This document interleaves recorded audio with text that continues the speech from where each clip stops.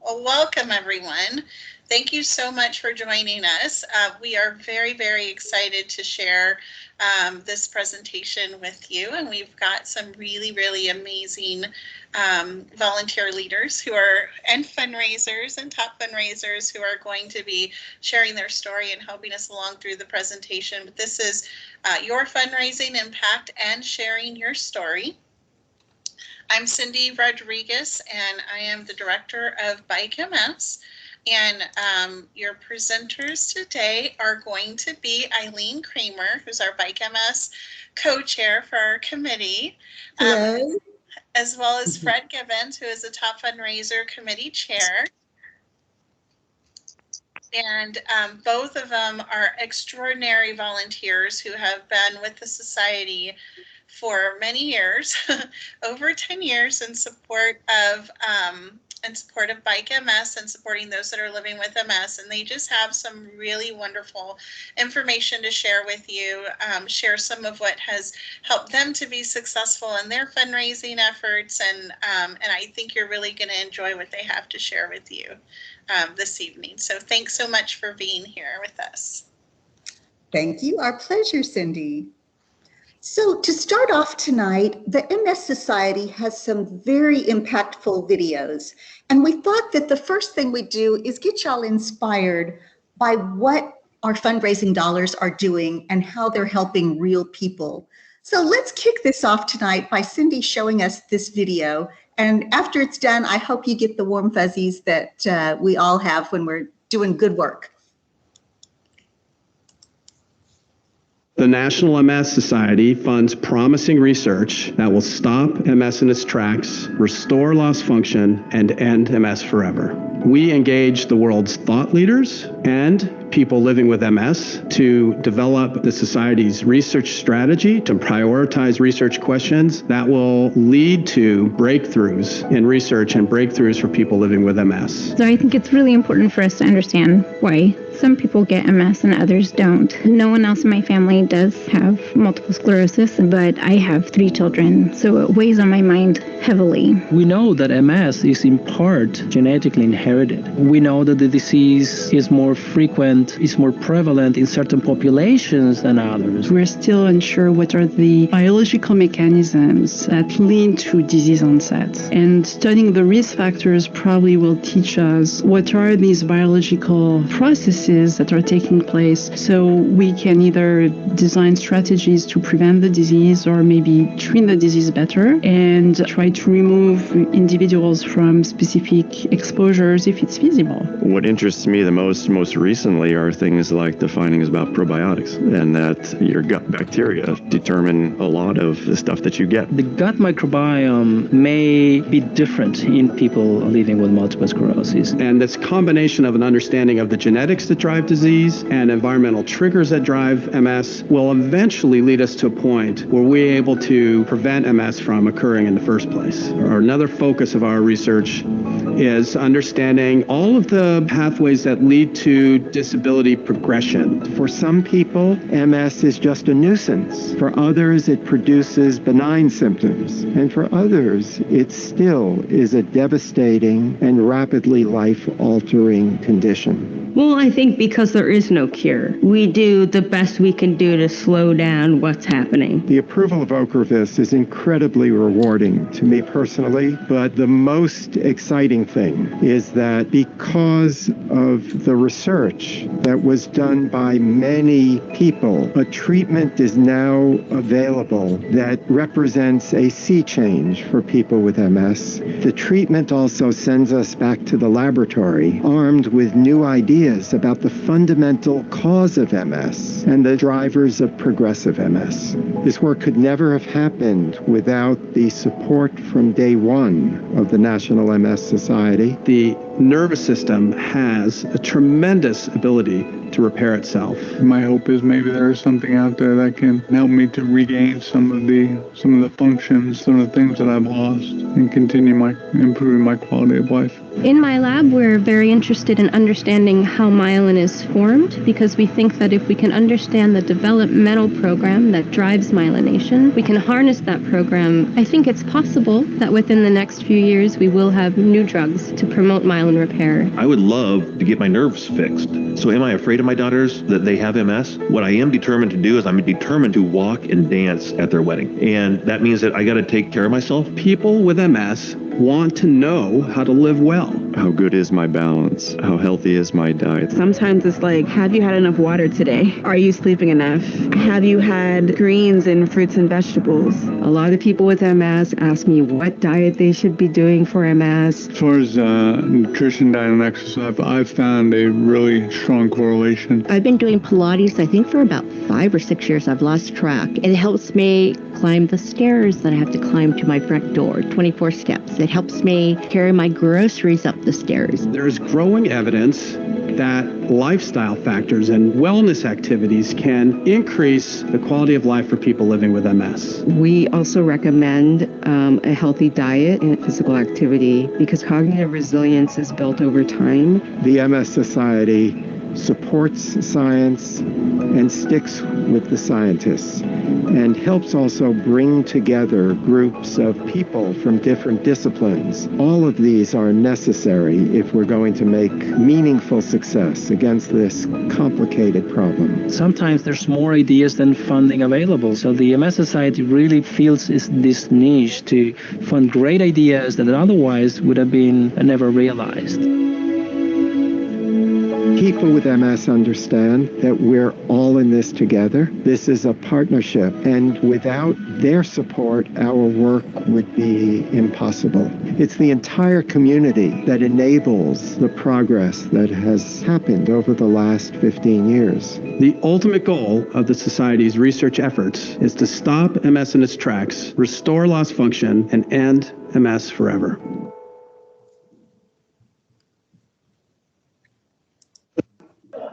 Thank you, Cindy. I hope y'all were moved by the video. It was quick, it was fast, but there are so many facets of what we're doing with our fundraising. And I thought before you can ask people for money, you just need to know how much we're accomplishing with the dollars that we're asking for.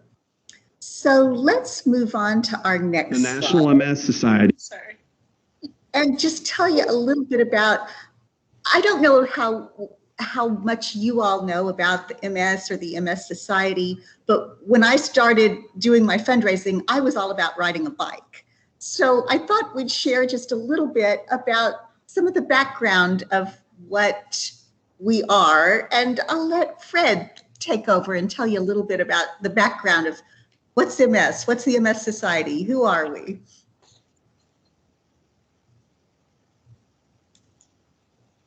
Fred, are you there? Are you on mute?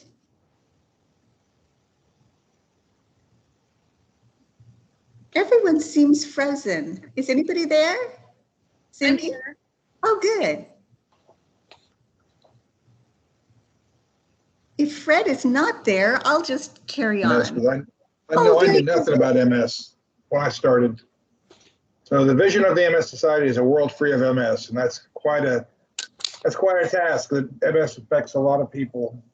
The mission, cure MS while empowering people affected by MS to live their best lives. And I think, one of the cool things this year, it's a milestone year, 75 years. I love the story of Sylvia Lowry, because as one person started off because she had a connection to MS through her brother, and look at what that one person was able to do. And when I do my fundraising, I always think about that, 'cause I'm just one person. Over the years, I started off as a rookie rider, and since then I've been able to raise, I think my teams have raised collectively about $800,000 so far. Wow. So, one person can make a difference, and all of us can make a difference. So I think that's, the more we tie that back to the mission of the MS and what we're doing and why.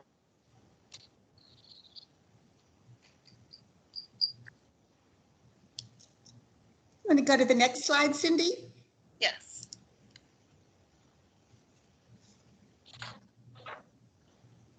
Are you there, Fred? I'm not sure if we've lost Fred, but in what we do, I hope you were able to glean from the video that the National MS Society is now an internationally interconnected organization. And what the MS Society is doing is trying to accelerate research. They weed through lots of proposals and they fund the ones that they think are the most promising. They can do this in an international way. They can do it in a partnership way. They can leverage all of their resources to make the most out of any research where they contribute to something that's ongoing or they fund something that's brand new that nobody else will touch. So that's fascinating to me. The advocacy is something else that's amazing. I happened to be at a conference in New Mexico, and now I cannot recall if this was a national advocacy or just the state of New Mexico, but there was an insurance policy that said that you had to start with the least expensive medicine and then progress. You had to fail a medicine before you could progress to a more effective one. So if a doctor recommended that you start with this particular medicine to stop the deterioration of the myelin and just stop nerve damage that was happening, and it was too expensive, the insurance companies would say, no, no, no, you have to try this one and fail, and then you can move on. Well, in a debilitating disease like MS, every minute that you waste is irreversible damage at this point in time. So advocates went out and said, this insurance policy stinks and it has to be changed. And they went out and spoke to their legislators and advocated for a change in laws to prevent insurance companies from making people fail a medication before they could get to the one that their doctor said would really help their problem, especially in a place where the waiting is causing irrevocable damage. Cool stuff. Yeah, can you hear me now? Oh, now we can. Go ahead, Fred. I lost my connection. Sorry about that. So I'll jump in here if that's okay. Sure. So the next bullet point here was provide resources, connections, and support. So through my involvement with the MS Society, both through walk and bike, I've been in the office many times where people have come in and that was their first connection with the MS Society, and they've come in to talk about how the MS Society can help them. And there were a couple of times it was just very heartwarming to see these folks come in. And you could tell they're being thrown a lifeline. And it's a very moving thing. So for those of you who know me very well, know I get emotional. Sorry about that. I'm back together now. But I think it's important for people to live with this disease to know there's people out there that are willing to support them and help them. I think the next thing we also do is the volunteers and staff. I've worked in several committees and I've made some of my best friends over the years from people I've met through volunteering. My organization I work for highly encourages volunteer work, and they track the hours we spend. We get rewarded with checks to our nonprofits we are involved with. But I think one of the great things the MS Society does is pull people together for a common cause, and together we make that difference. And one of the ways we're going to evidence that this year is a $1 billion breakthrough MS fundraising campaign. That sounds like a lot of money because it is a lot of money, and I think it's important to have goals. The MS Society is very goal-driven, and having been part of some of those committees, and we're creeping up on a goal, and we meet the goal. It's a very empowering thing for volunteer. And I'm just feeling amazed by the difference we make in our fundraising efforts. Hit the next slide, Cindy.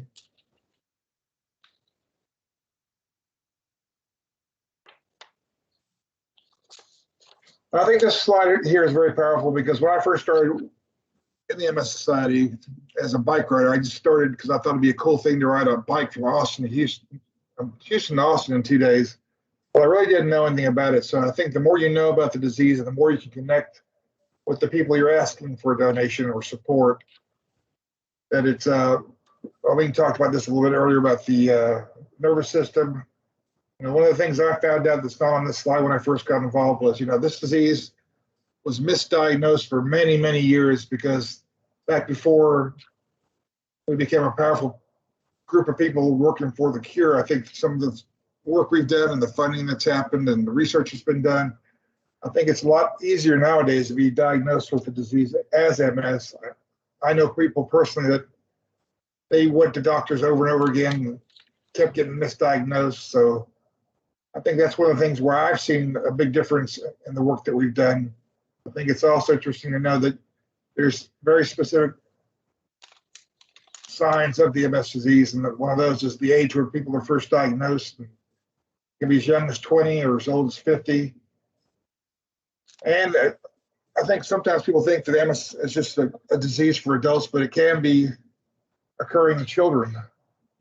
I think it's also interesting that the MS is 3 times more common in women than in men. I think for those of you that have been involved with the organization for many years, you can see that. I mean, I know a number of my teammates. I've got 7 people on my team that live with MS or have a family member with MS.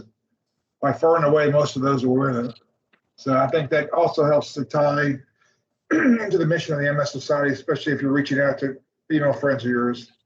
And then the ethnic background I thought was very interesting too.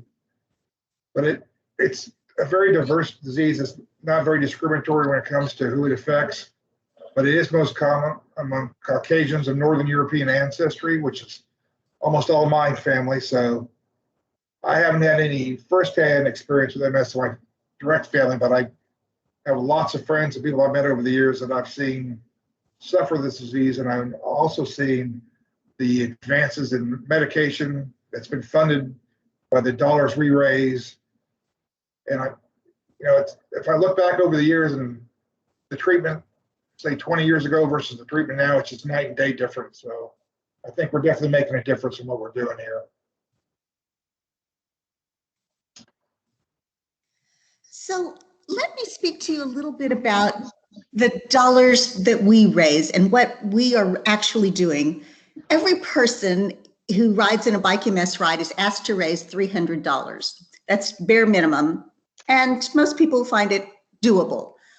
But your $300 fundraising minimum requirement can actually provide an individual who's living with MS with an MS navigator. And the navigator is a person who's akin to a caseworker. But this program is relatively new to the National MS Society, and it's the one that I think we can promote and share and have so much impact with our $300 and sharing this information. The navigator is a person that somebody who's newly diagnosed with MS or who, for whatever reason, needs help navigating the system. In the example on this slide, and y'all can go back and look at it later, this woman lost her job, her insurance, and needed help with assistive devices and had no resources. So she called a navigator, and the navigator became like her personal caseworker, her coach, and helped her to navigate the system. Sometimes people need help qualifying for Medicaid or getting their Medicaid application in so that they have access to insurance. Or the navigator can help a person get access to specialists. Not only do you need a diagnosis, but you have to have a specialist when you're dealing with MS. In this particular example, this woman didn't even have money for batteries for a scooter. Navigator helped, and in fact, her navigator helped her get an accessible van, and it was donated, and the navigator magically somehow was able to accomplish that. So the navigator program is incredibly helpful to people who are just gobsmacked by a diagnosis and not knowing what to do or how to get the kind of help they need. And our $300 fundraising minimum is going to help a person work with a navigator. Next, in South Texas and in San Antonio area, you know, if you know anyone with MS, how debilitating heat is. And for $500 raised, we're providing an air conditioner for somebody who's struggling, needing extra cooling to be able to function. $1,000 provides some sort of assistive device for walking, and it's phenomenal to me how much everything costs. But $2,500 gets 10 people to have a navigator help them. And I wanted to put on this slide our MS Navigator contact information. If you send out an email or you post something on Facebook, one quick and easy way to really get out the message and to help people see firsthand, the MS Society helps people. Here's a 1-800 number. Somebody who's newly diagnosed or doesn't know or needs resources, call a number. If we share that information, we are going to be doing so much value, giving so much value to people suffering with MS and promoting this program. So I highly encourage you to think about putting that in an email or a post.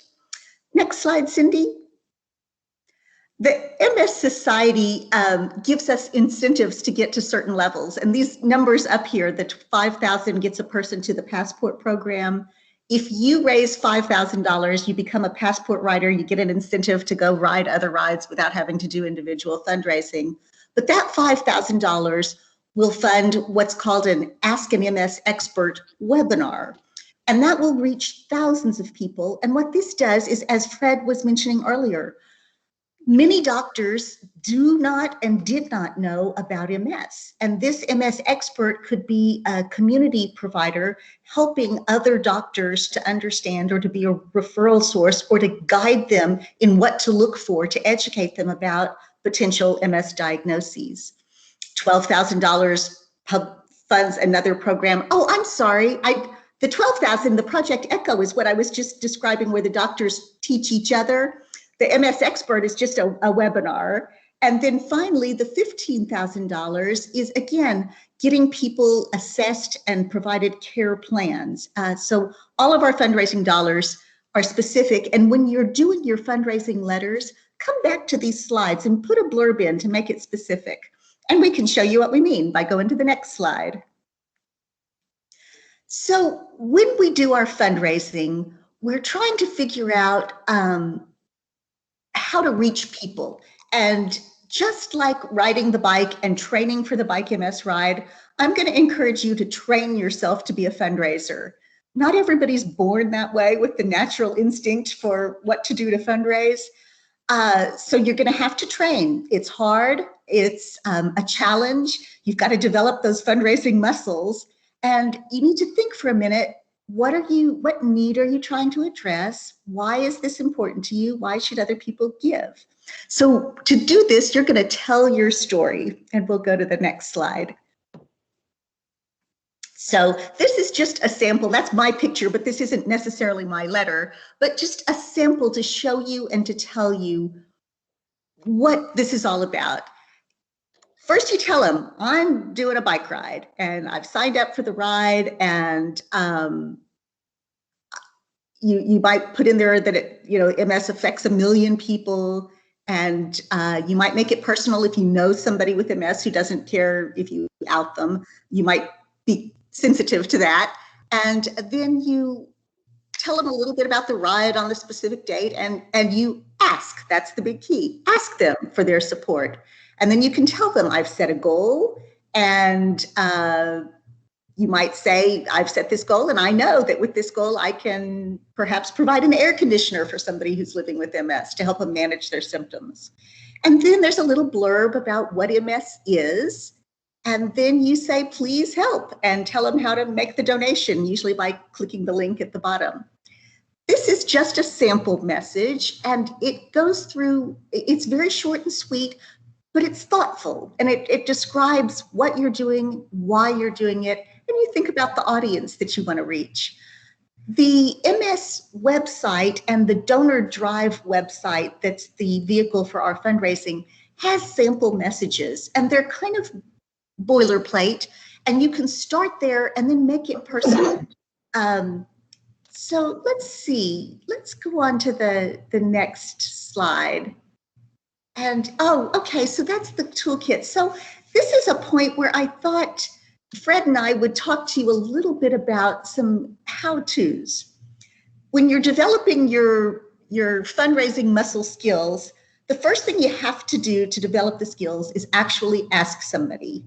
And my fundraising mentor, my national team left-hand captain, Chris Leonard, has always said, ask early, ask often, ask, ask, ask. So that's step number one. You just ask. And you ask everyone you know. You tell everyone you know what you're doing and put it out there. In the Donor Drive toolkit, they have a place where you can, on your emails, you can put a little link that connects your MS fundraising, and it keeps tabs on the fact that you're fundraising and how much you've raised at that point in time. So anytime you send an email to anybody for any reason, there's a message there. Another thing that Chris recommends is that you don't make decisions for anyone. That's part of the ask everyone. You don't have to decide who gets the ask. You just ask, and it's their decision. And you're not imposing on people, this is the philosophy I have tried to follow. When you ask for a donation, it's not about you. You're giving a person an opportunity to make them feel good, to support a worthy cause. It's just an opportunity that you're giving someone. They can take it or leave it. And some people, it's just not of interest to. Other people have other charities that they're supporting. So no harm, no foul. Just put it out there. And if you connect, you connect.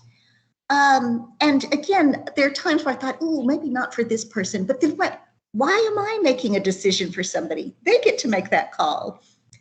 I think one of the last things I was going to say is, of course, make your ask personal. It doesn't have to be, you don't have to know somebody who lives with MS to be able to support this project. But why you're doing it and why you've decided to be a fundraiser is important to other people. So you can make it personal, but you never, ever take it personally if you don't hear back from somebody. It's not about you. It's about opportunities that you're putting out into the universe. So finally, when all is said and done, be sure and sincerely thank your donors. And then at this point in time, I thought I'd ask Fred a little bit about how his message has evolved over time. What motivates him, and how do you do your fundraising, Fred? Sure. Well, I'll start off saying that when I first did the event, I was told I had to raise $300. I thought it was something I'd probably have to wind up chipping in myself. But over the years, it just got easier. You learn things over the years of being a part of the organization. One of the things I learned is, like Eileen said, if you don't ask, you don't get. And you can't be afraid of asking, because most of the time people want to help. They want to give. It's just that sometimes there's competing asks. So I get that part. In fact, over the years, I've seen where people have donated to me, I get the same donation email back for the cause they're connected with. And it doesn't seem like much when I do it, but then you do your taxes at the end of the year, and they sure do add up quickly. But I still feel good about that.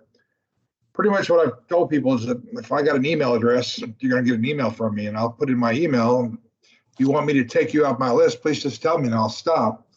But I know that I get emails from people that I mean to go back and do something to make a donation. Sometimes they just get busy. So I think as long as you're asking again and you've given them a chance to opt out, there's no harm in asking, because people get busy.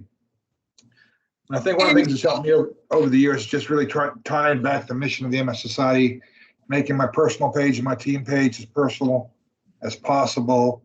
And then I change my message up. I have a start off email I send out, and then I have one that gives them an update of how we're doing. I make sure I include, the lifelong numbers and where we're at, what our goal is versus our goal last year.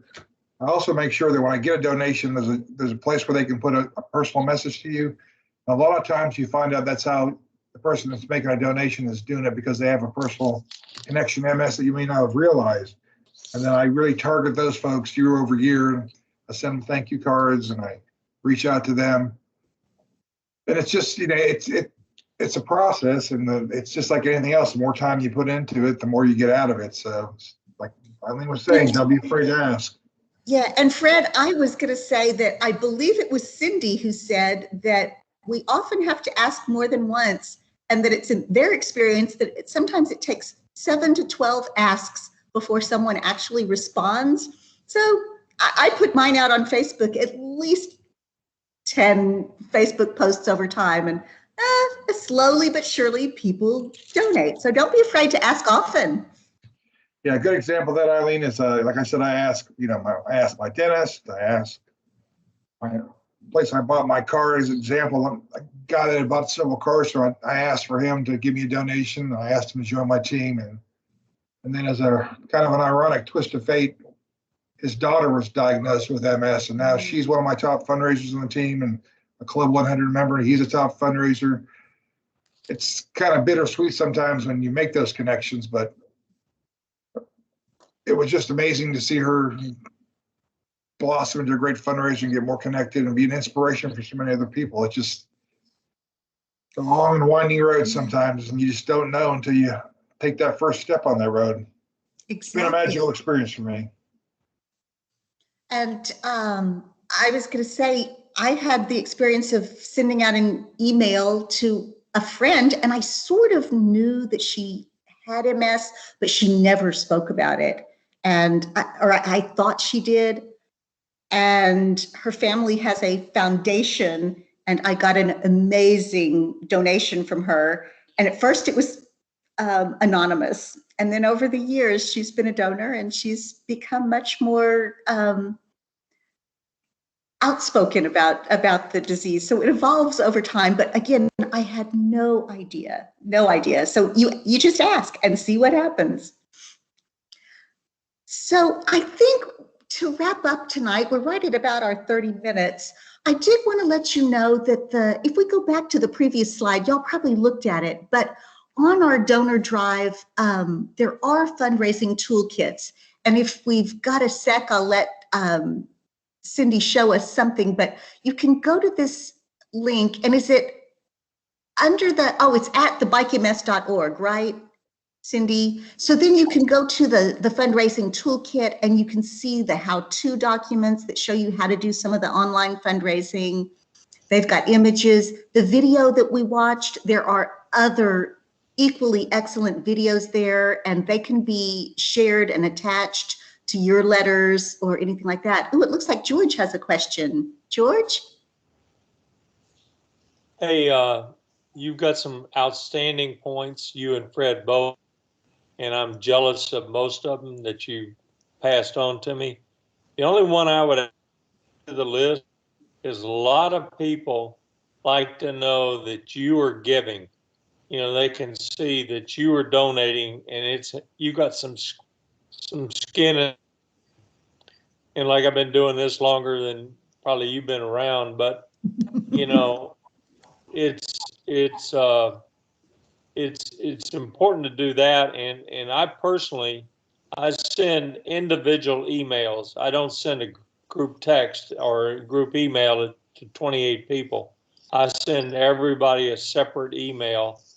And I mean, I know for the Houston riot, I usually have got 400 emails, but you know, a lot of people have come back to me when I haven't sent them an email by March and says, "Where's the email?" You know, I've been doing this a while too. So being persistent and being personal, and they know that's your cause, you know, I think is the only thing I would add to the fracas. Oh, thank you, George. And you're absolutely right. On the donor drive, they even tell you before you do anything, self-donate. Get some skin in the game. And that is really important. Thank you, George. Yeah, one of the things I do, Arlene, is I post that Mickey the Wonder Dog has made another donation to my fundraising efforts. I also post that I'm not sure how his paws work those little keys, but he seems to have made his 4th or 5th donation to my fundraising efforts.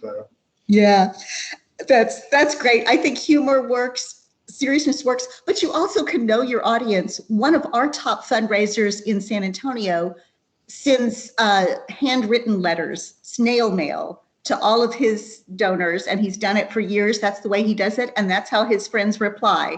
They send him a check. They don't do anything online, but that's his group, and that's how they do it. So don't be shy about how you go about doing your ask. Some people sit down over business lunches and do a face-to-face ask. Some people send these letters. Some people like Facebook and other social media events. So know your audience and be flexible. I have some of my donors who have never clicked a computer to make a donation. They send me checks. I tell them exactly what to do. And now with Donor Drive, they've got a program so that you can have an app on your phone that will deposit the check. You can take a picture of the check and deposit it into your account. And that's worked beautifully for me because I do have donors who will only write me a check. So that saves a lot of time and energy now. Super.